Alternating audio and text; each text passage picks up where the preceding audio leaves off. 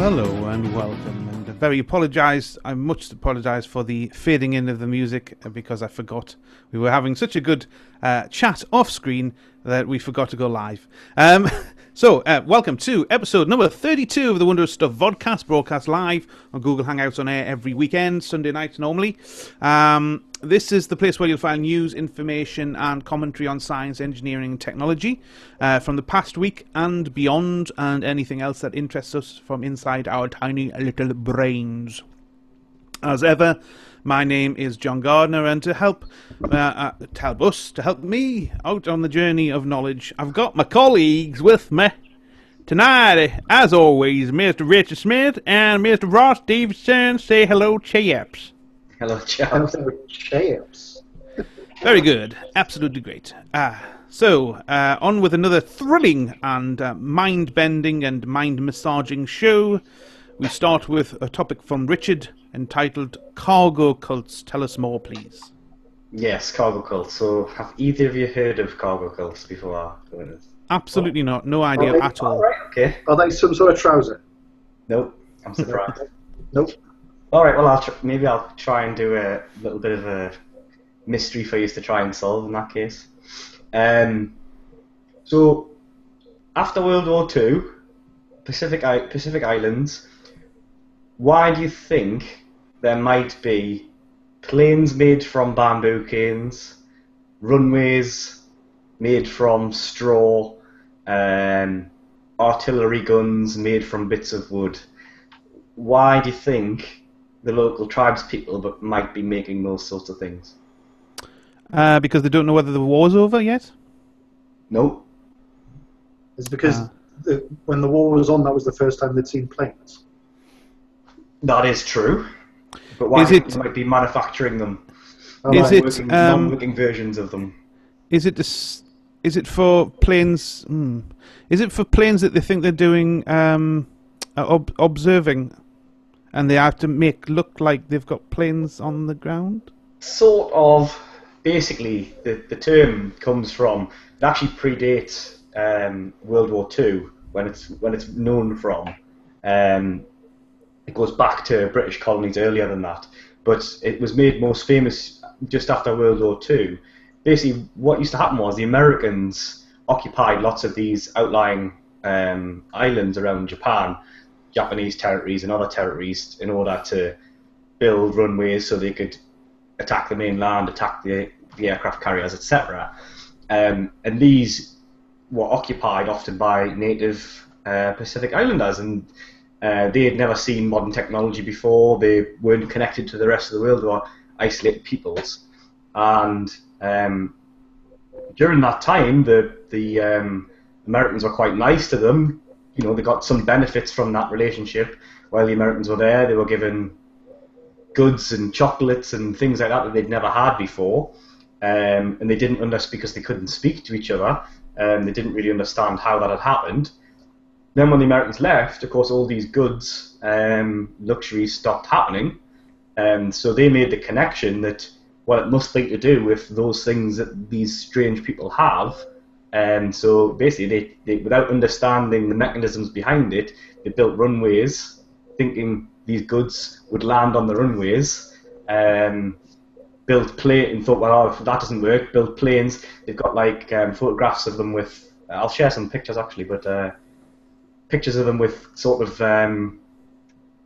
wooden stakes drawn out to be like guns, basically. And it was just simply because they believed that there was a connection there that wasn't really there. So they were making the link between these guys came, they gave us nice things, and They had all these things. Therefore, if we have all these things, Yeah. did Yes, did they think? Did they think it was some sort of godlike? Yeah, without understanding the underlying mechanism, they just made that connection. Let me just see. It's not. There we go. Richard is an IT consultant by trade. I just want to mention that. I just couldn't actually find where I'd saved the picture. Can you see that there? Yeah. So that's like an artillery gun. Not very good quality pictures. That's like a wooden plane. Wow. That looks like it could actually fly. Yeah, I mean, some of them have become sort of just copycat cults, so a lot of it's carried on to the modern day, and these obviously are colour, new photographs. So a lot of it's been refined, and tourists go there to see it. So now it's not so silly because they really do drive tourism by doing it, by sort of parodying themselves, I guess. But the original cargo cults did do this quite extensively. It has happened a few times in history as well. Like I said, in the first cases, it was the Tuka movement, and that began in Fiji, and that was 1885. And that was basically, they copied the colonial presence. Once they left, they thought, oh, hang on, all the goods have gone, and they copied that. I'm not sure I understand the reference, the cargo cult reference. So basically, cargo came in via the Right. Americans in that case, and earlier via the British, cargo being, American materials brought in. And the cult is just the fact that they believe that that's the way to bring cargo, is to act in that way, without understanding the... So eventually these places would have been visited again by planes. Yeah. So at that point did they think, hey, it worked? Well, no, because they weren't visited that, there was no reason to go back within the decades after, I suppose, but now because of globalization, that, yes, but I don't know, I guess some of them still practice it. Like I say, it's hard to tell whether that's that they're too invested in it now, or whether it's because now it actually does result in cargo coming because tourists come to see this crazy idea. But that isn't my main topic. My main topic is, this is kind of a metaphor for, you get in technology and science, you get cargo cults. So Richard Feynman wrote about some cargo cults of science. The best example is Millikan. He was a esteemed scientist of his time. He measured the charge on an electron with an experiment with falling oil drops, and he was remarkably close to the answer. By today's standards, he was quite right, but at the time he got so close. It was quite staggering, and he was a very esteemed scientist. But he basically had the incorrect value for the viscosity of air, and if he'd had that, he would have been basically bang on the money. So what's interesting to look at is the history of measurements of the charge of an electron after Millikan. And what you see, if you plot them as a function of time, is the next one is a little bit bigger than Millikan's, next one's a little bit bigger again, next one's a little bit bigger again, and it goes on like this all through history. And it makes you wonder, why didn't they just start with a higher number at the beginning? If you're doing proper science with better measurements and knowing the viscosity of air, they should have gotten that much higher number right away. And they actually did a scientific experiment to find out why. And it was cargo cult. It was basically that Millikan was held in such high regard that any experiment that was giving a number that was too far away from his was just disregarded. So They just assumed he was correct. Yeah, the cult of Millikan, they just assumed.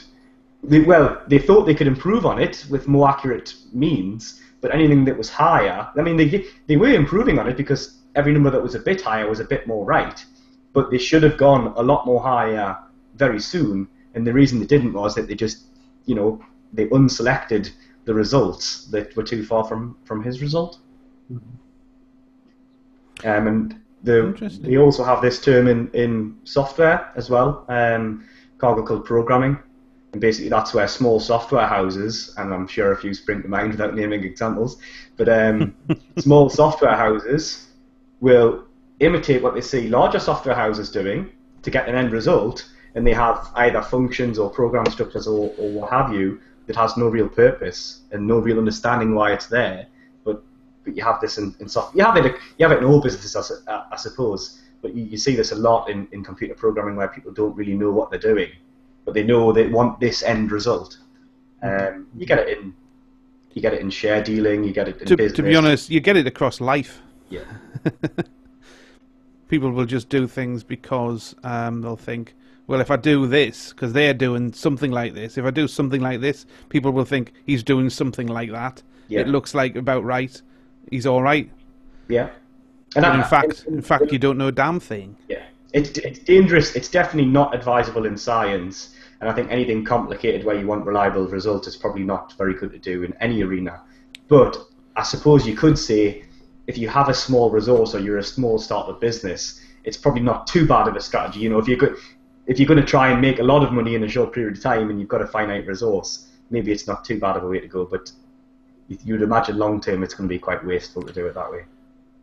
I would expect that there'd be a lot of people who start off with that, start off just blagging their way, think that if I start doing all X, Y, and Z, I'll get into the area. By that time, I'll have learned enough to realise why X, Y, and Z is there, and hope the product catches up to what you're selling. And then I'll be able to go, well, actually, no, that bit, we can take that out. Would that perhaps some people never get to that stage. They just blag their way through and use the cargo cult as a starting point. Would that be a similar sort of thing to something like, you hear like sort of vaporware and stuff like that, where someone says, we've got this thing, we're going to sell it in a year's time, but what they're doing is selling the idea of what they think they're going to have in a year's time and hope they have? Yeah. So, yeah. Or that's just lies, though, isn't it? Well, yeah, but you're right. That Feynman is quite strong on it, and he says, in terms of, he's talking about science, but he gives examples in advertising as well. And I think there was a food oil for sale at the time, and they were advertising that as it doesn't soak through food or something like that.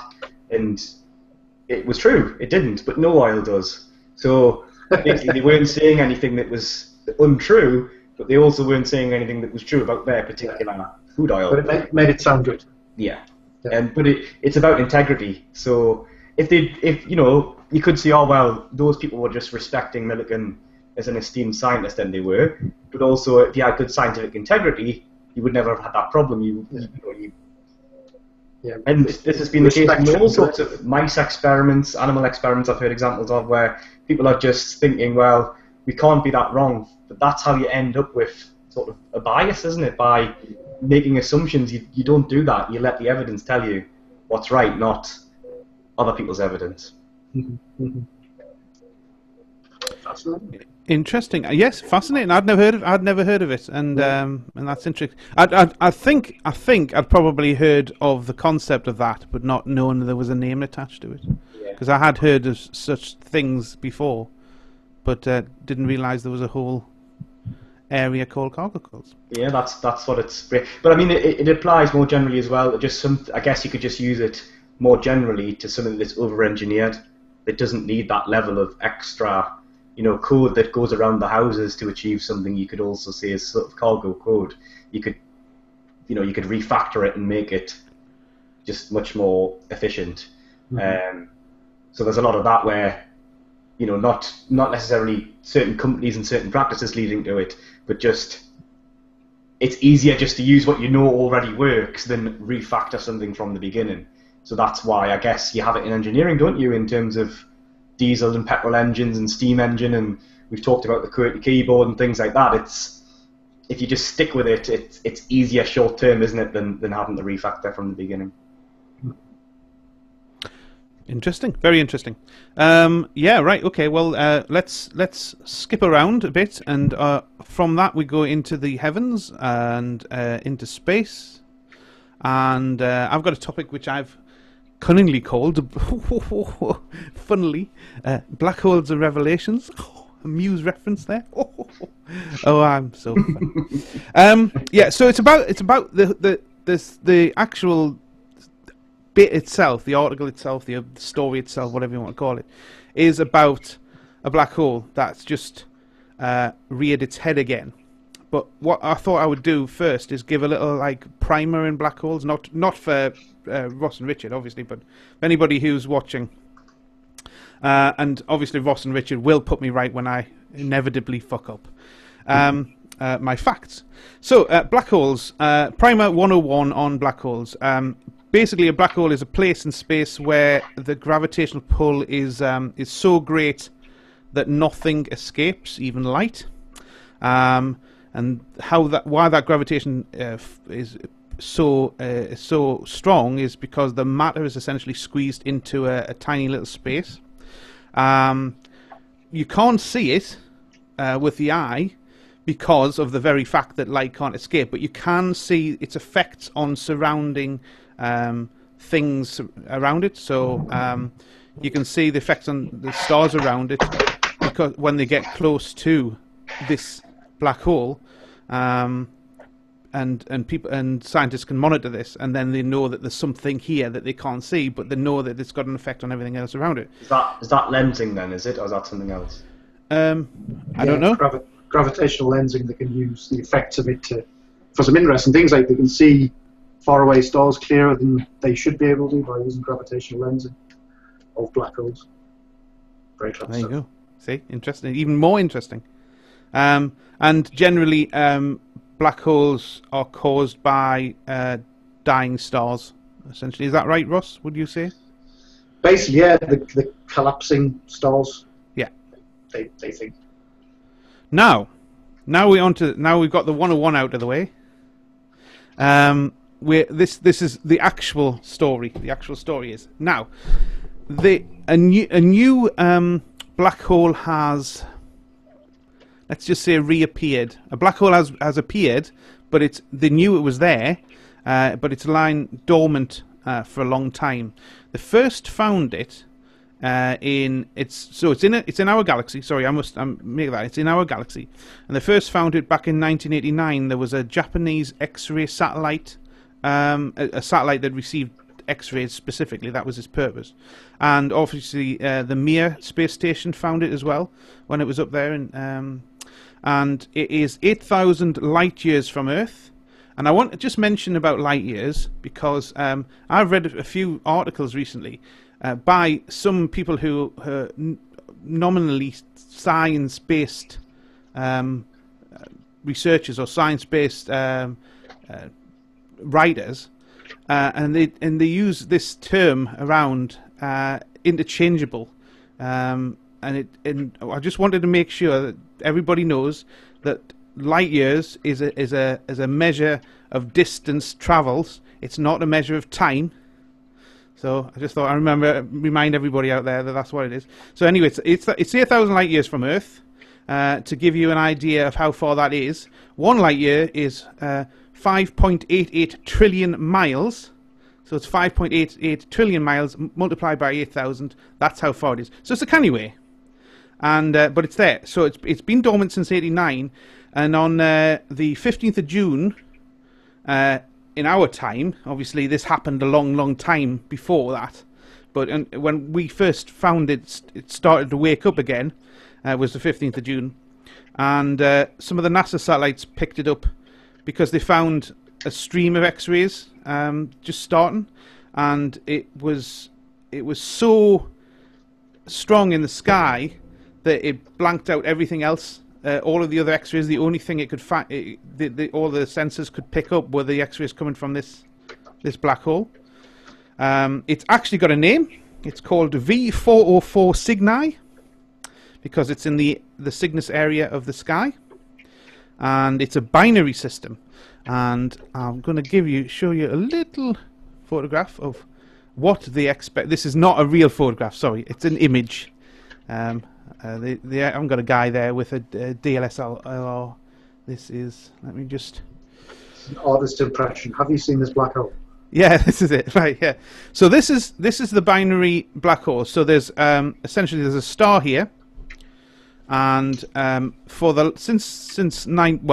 long time, not since 1989, obviously a hell of a long time before that. Basically, this is the black hole. This is the black hole, and it's been constantly fed by this star that is around it. The gas from the star is actually sucked into the gravitational pull, and that's how it feeds itself. and why this is interesting now is because a lot of the scientists, especially there was some guys from ESA who are particularly interested in this, because it's, as they were saying, now since 1989, a lot of the guys, well, all of the guys, or most of the guys who are interested in this now weren't born or were very, very young, so they get to to start see the whole inception from this waking up again, because they know for a fact it's going to go dormant again at some point. So that it's the whole effect of it waking up. And the fact is, now that we're in 2015, our tools, our sensors, all our satellites are so much more advanced, so they can pick up so much more information than we could in 1989.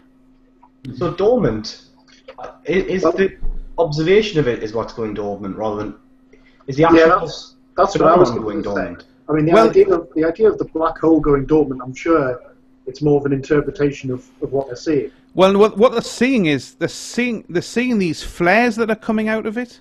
Now, I don't think there's visual flares, but these X-ray flares that are coming out. So it's the dormancy of this X-ray expulsion. Oh, so just the dormancy of the activity rather than the activity. Obviously, the black hole was still there and right. So wasn't the other hiding. thing is, can you put that picture back up again? Yeah, sure. The other thing is that you've got to think of, obviously it's black hole, you can't directly observe it. So any sort of measurements and stuff have to be done by its effect on other things. So things like gravitational lenses, you can look at it, you can observe it by looking at how it bends light that goes past it. But on that picture there, you see that sort of beam down the middle. Yeah. I imagine what that's trying to show is that's effectively like sort of where the X-rays will be fired away from it. So as the matter goes in and accelerates and it goes to certain speeds, it will create X-rays. And it'll come off in a sort of a beam sort of thing. So I wonder if the fact that it's dormant is just because that beam is pointing away from us. Obviously, if it's not pointing towards us, they won't be able to observe it. So that might be part of it as well. It'd be quite interesting to read whether that's what they... Because obviously when they say dormant, that could just be the interpretation of what NASA's saying in terms of journalists. Yeah, to be honest, the articles that picked it up, there wasn't much about it on the NASA site, but there's lots of articles, there's lots of non-scientific media have picked it up. Yeah. And I guess they've all quoted the same scientists from ESA, but they've all quoted it in different ways. So if you read the same article in the three different publications, you'd get slightly different. Because you've got to be careful when things like something suddenly appeared. Well, no, it's just suddenly been seen. It's like that sort of thing. It's like you can interpret things differently. No, what happened was the X-ray beam is so powerful that that briefly everyone appeared in its beam. Everyone appeared as a skeleton, and then as it stopped shining, went back to being normal. Like in a cartoon. Yeah, so they're really interested because this is the first time they've had something in our galaxy that they've been able to see start up again. They'll be able to monitor it from the point of start. Well, they've been monitoring anyway. In fact, because of they knew it was there from '89, they've had these X-ray satellites that were just pointing in this area. So literally every day, I'm taking that it's not one scientist's job just to look for this every day, and it's like, no, nothing there. Maybe it's tomorrow. I'm sure. Yeah, but they're genuinely excited about this because they've got, this is the first time they've been able to do from the start of activity right the way through, and hopefully, if it does become, well, I'll use the word inverted commas, dormant. Certainly not as with the X-rays coming out of it.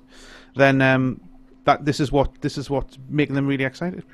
So it's even if it is a matter of just the fact that it's the measurements that stop, that in itself will help them learn something about it. So if it is like it's rotating, so that the measurements go away, they'll be able to measure things like how. Obviously, the last time was so many years ago. They'll predict, well, we'll see it again in another 20 years, and from that they'll get. Well, it's interesting because also when I was reading around it, they say that there was some inkling that there was something there as far back as the late 30s, 1930s. So they knew there was something in this area of sky. By that time, there was only I'm not sure when the theory of black holes was postulated, but I'm guessing it was a little bit after that. But they knew about it. Certainly in the 50s they knew about it. But they couldn't really measure anything then. It was only in the 80s when they had something that they could measure. But it's interesting that when it started, when I was saying that when it was spewing out these X-ray flashes of whatever you want to call them, it's 50 times brighter than I'm talking an X-ray in that part of the spectrum, but it's 50 times brighter than the Crab Nebula. Mm-hmm. So it really just it's like I guess it's the equivalent of just noise obliterating everything else. Nothing else X-ray wise can poke through when it's hitting the flashes. These flares, these X-ray flares, and some of them can go on for minutes or hours, and I think that's what's intriguing the scientists as well, because in most other black holes the flares will go on for hours and hours and hours, but some of these are really quite quick. Mm-hmm. So they can see an entire flare from start to finish. So that gives them some extra things to look at. It actually does say that some other outbursts occurred in 1938 and 1956, and the outbursts are probably caused by material piling up in a disk around the black hole until a tipping point is reached. Oh, okay, yeah. Can I ask what might be a bit of a daft question? But just on what you said in the introduction, and also the way that picture shows it, I know that's just an illustration, but it was a NASA illustration. I mean, it's an official NASA. Oh, you didn't draw that? I knocked it up I knocked it up just over breakfast. Before it was a supermassive star before it was a supermassive black hole, I guess. That collapsed in on itself. So its mass didn't go up at the point that it collapsed. So when John was saying, which you hear said, about even light can't escape, could light escape when it was an object before it was a black hole then? Would it not have had the exact same gravitational prowess beforehand? Well, basically, as it collapses, it needs matter from other things to come in. So it's sort of one of those things where it just, it collapsed. Because I think, I'll probably completely wrong with this, but collapsing stars will go into neutron stars. But not all neutron stars will go to black holes. But obviously, if it collapses and then it gets more matter, eventually it goes over it essentially breaks the laws of physics. You have this thing, I can't remember what it's called, but where it's the Bernoulli exclusion principle. I can't remember. Things can only get so close. They can't get any closer. But then in a black hole, basically that gets overridden by the sheer force, and that's when you get to this point where you get, effectively get a singularity type thing, and then that gets a black hole. But the matter that were already in it, however you phrase, I don't know the right terminology, I'm using just layman terms here, but in the inclusion zone that was there before, if you're sitting outside of that, so that it didn't have the gravitational pull to pull you, you're not going to suddenly be pulled in because it's now a black hole. But it's also, you've got to think, gravity's it's an inverse square law as well. So if you've got this amount of mass, but it's this size, the gravitational pull at its surface is going to be less than if you had something half the size with the same mass. Yeah. And it's an exponential thing. So as it gets smaller but the same mass, it's going to get more gravity. So even though it's the same mass, it still depends on how far away you are from that centre of mass. Yeah. So if you're outside of that zone, then you're safe regardless of what it's doing, right? But that's the thing, yeah. I mean, you've got that, what's called the Schwarzschild radius of event horizon. So if you're outside that, you're fine. Inside, you. So it's binary partner. They were getting along fine before that one turned into a black hole. The binary partner wasn't getting pulled apart at that point, but now it's I'm quite close to you and you've just collapsed. Now I'm going to get sucked in. Probably, yeah. Are they pointing, have they still got the Japanese telescope, the X-ray telescope? Is that the Japanese telescope, it's not a telescope, it was a satellite. So right, I well, presume yeah. that it's far from working now. It'll be just a bit of space junk, I would have guessed. Because obviously all the different satellites that have different kinds of telescopes have got like ones tuned for Yeah, different sorry, things. yeah, it's okay. Visible light, X-rays. Most people, when they think of a telescope, is apart from Hubble, they're thinking of a telescope on land pointing up. Yeah. But it's a satellite. It's an X-ray telescope. Yeah. But no, it won't be here. I'm pretty sure that after 1989, it certainly won't be here in 2015, or it'll not be operational. Yeah. Quite interesting to see if they've got anything up there at the moment that can be used to get some direct measurements rather than indirect ones from things that just happen to measure it. Well, there is. NASA have got one called the Swift satellite. Oh, yes. And also ESA have got the Integral Gamma Ray Observatory. Cool. There you go. And that's been monitoring them since then. So there you go. Interesting. Thought I'd drop it in because we haven't had any real bonza space stuff for a while. Anyway, so that's my bit, and Ross, we've got something about this week. We did have this past week, Tuesday, wasn't it? Yeah. We had a leap second introduced into all the atomic clocks around the world. And you're going to tell us something about those, I believe. Yes. So have you heard of a leap second before? You will have done, I would have thought. Yes. Yeah. So basically these are, as you would have guessed, 1 second adjustments to time. Do you know why we have leap seconds? It'll be something to do with the spinning of the Earth and something, maybe? Good guess. Basically, they were introduced in 1972. And when I was born. Excellent. And because I was born, they introduced the leap second. I don't know the answer. Can I take a guess before you say it? Is it just that the original measurements were not quite right then, and it's in a correction? Not really. Well, no, sort of. Possibly. But I mean, basically, a day is 86,400 seconds. So that's what it's defined as. However, the Earth's day is not like always the same, and it does change because of things like what John said, rotation of the Earth. In general, the Earth's rotation is slowing down due to sort of tidal forces, drag effectively slowing down, but also it's irregular, and it's irregular because things like geological earthquakes, ice, glaciers moving, that can actually have an effect on the Earth's rotational speed and actually the length of a day. For example, what was it? The 2004 Indian Ocean earthquake, they think the day shortened by 2.68 microseconds. So, just the Earth changing its surface can affect the length of the day. So basically, the purpose of the leap second is to compensate for the fact that the Earth isn't completely regular. Any idea of how many we've had since 1972?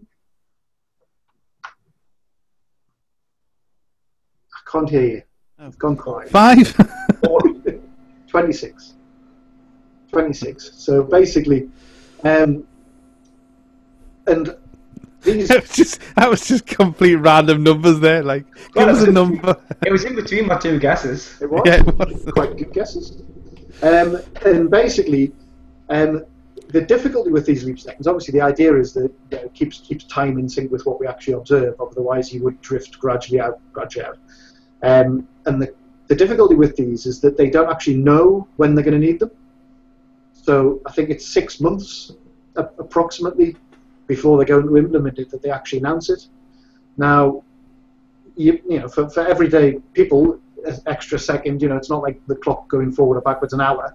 An extra second, you're never even going to notice it because any timekeeping equipment you've got that isn't connected to these atomic clocks is probably going to lose a second in that time anyway. But when it comes to computers, it can cause lots of problems.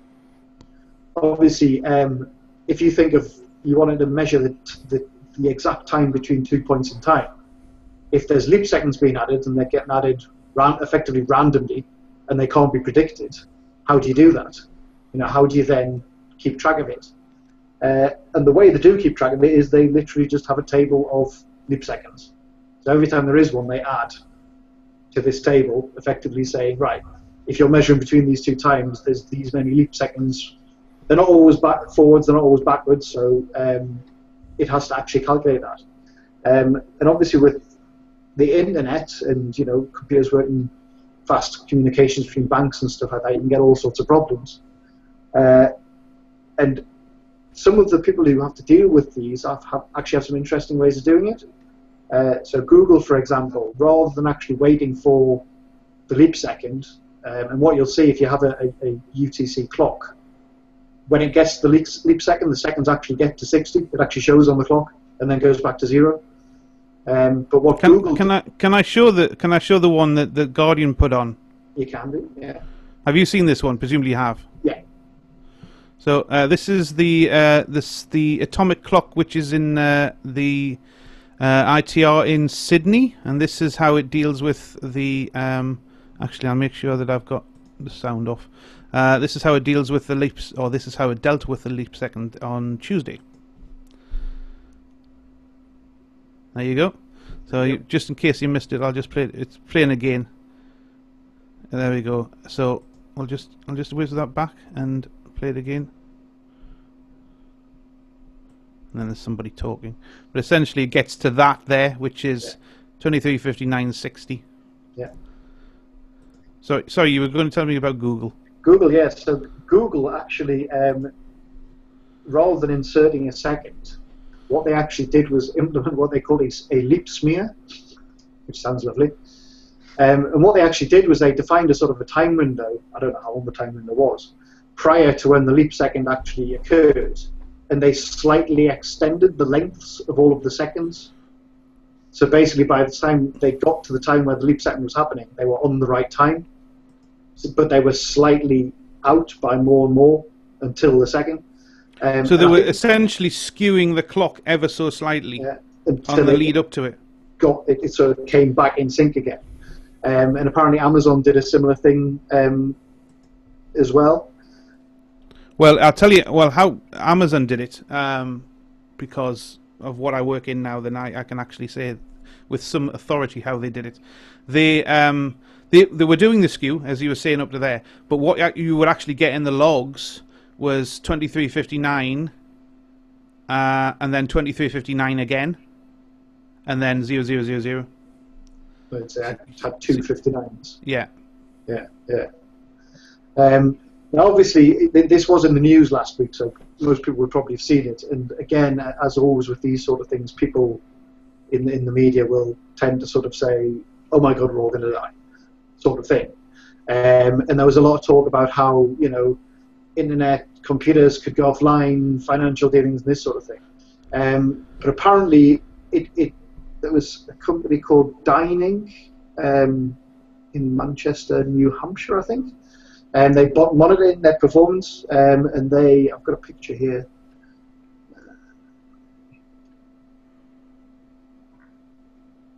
So this picture here was basically their monitoring about the impact of what was happening. Now, I never got the chance to actually work out what BGP advertisement rate was.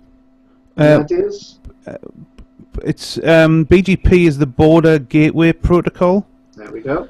And it's what all the internet routers use for flipping over and failing over and stuff, and in keeping routing tables all in order. Right. So you can see on this graph that just before midnight, interestingly enough, it started rising, and then obviously there's a sharp spike, and then by about sort of 7-8 minutes, it was back to normal. So it did have an effect, but they basically said generally when this happens, it's the fault of an ISP. However, the timing of this was, they just concluded it was a side effect of the leap second change. But apart from that, nothing really happened. So no one died as far. Why do we do it then? Why do we bother with it? Well, interestingly enough, there's a lot of people now talking about that and saying, why do we bother? So there is a proposal. People are proposing of scrapping it. Now, obviously, it's one of these things where it's 26 seconds. Actually, where's the? Because you were saying it goes positive and negative, so Yeah. it's not like we're going further and further out of sync necessarily. If some of the pullbacks are as often happening as often as the push forwards, then it's not really too bad, is it? Let me find out what the forward and back was. Here we go. So basically, there's been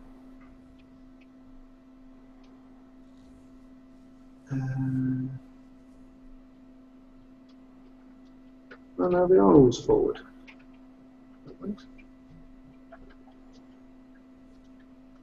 If they're always forward, I think what I said originally is right. It's just bad forward planning then.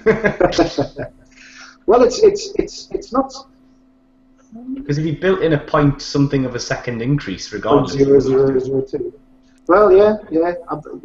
I read something that went backwards, but I didn't think. No, apparently, according to Wikipedia, they always go forwards. Well, that's bad. It's bad planning then, isn't it? Well, it's. I suppose it's. You're right. You could redefine what the definition of a second is. You could mitigate some of the impact. Is all I'm saying. You couldn't, like you're saying, if it's geological events and stuff that shape and mold how much it moves by, you couldn't rule it out. But if the amount it changes by is unpredictable, but that it happens as predictable, then you could at least counteract it to some degree, couldn't you? But when and how often it happens is not predictable. That's the thing. So if you know it happens 20 odd times in 30 odd years, then surely you can. If you just go for 3/4 of a second, then you're going to be on track to reduce how often you have to do it, aren't you?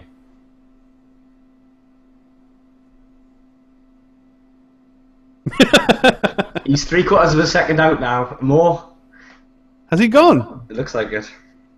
Oh, hey! What that was? I was thought he was going to come back with something insightful. He's just thinking for ages. Yeah, it's like, let me mull over that point. Well, we're only 3 minutes from time. Well, I may as well. What we may as well do is I may as well. I've got a little thing saying I've crashed. We worked that one out, Richard. Ross, even. Right. Okay. So what I'll do is then I may as well finish off by going through this story, which a few weeks ago. It was about 2 weeks ago now, I think. Was it 2 weeks ago? Or was it last week? I can't remember. But a couple of weeks ago, I talked about eyes, ocular devices that we all have, and blue eyes in particular. It just so happens that Richard and I are the two left who's got blue eyes, and how Hitler thought that blue eyes were part of his Aryan race because they were more superior. And for various reasons, obviously he was off his rocker on crystal meth, but we know this to be true.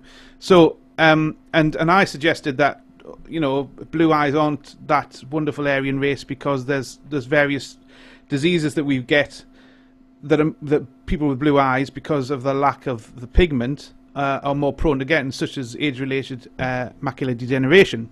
Well, there's another thing that's come up that I caught my eye again and that's blue-eyed people might run a greater risk of being alcoholics.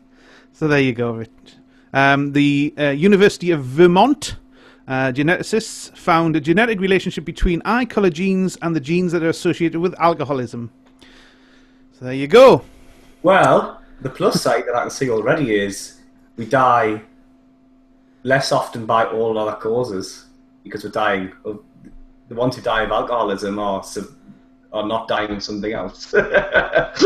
This is true. Yes, eye color can be useful in the clinic for alcohol dependency diagnosis. So blue eyes, yeah, it can't be that useful, can it? I don't know, but basically, they said that they did a genetic profile on 1,263 European Americans, right? And it was studied in it was published in the American Journal of Medical Genetics. So, if you want to know more, well, I'll post the on the show notes. But how much more likely are you to be an alcoholic if you've got blue eyes?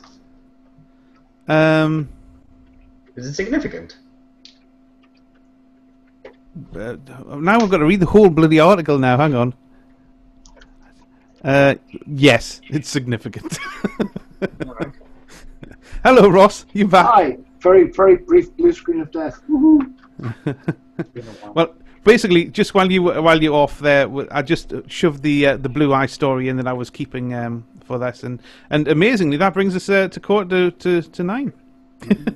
I was just going to say, just before I went there, about the leap second, the positive, namely, they do say that they are either an addition or a subtraction of a second. But Wikipedia seems to show that they've always been added. So surely by now you'd just say they're an addition. But So who controls the leap second then? Is it the people who define UTC? yeah, it'll be the who would that be? Is it System Someone in International? Greenwich somewhere? No, it's not. It's not that now. Is it System International? The SI unit people. It will be, won't it? Yeah. Yeah, the ones who keep the gold standard of a kilogram and all this sort of thing. Yeah. So basically, it's UTC's coordinated universal time, and where the time that a day spends is UT1, which is basically how long a day actually is. So the idea is that they should be the same. But yeah. I know one news outlet that I follow was asking how people are going to spend their extra second.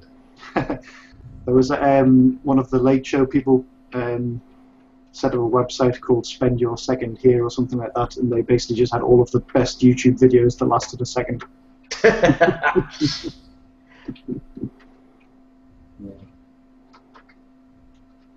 Okay, so there you go. So another little interesting fact: UTC is not a time zone; it's a standard. There you go. Well, is that everything from everybody about all topics we've discussed tonight? Excellent.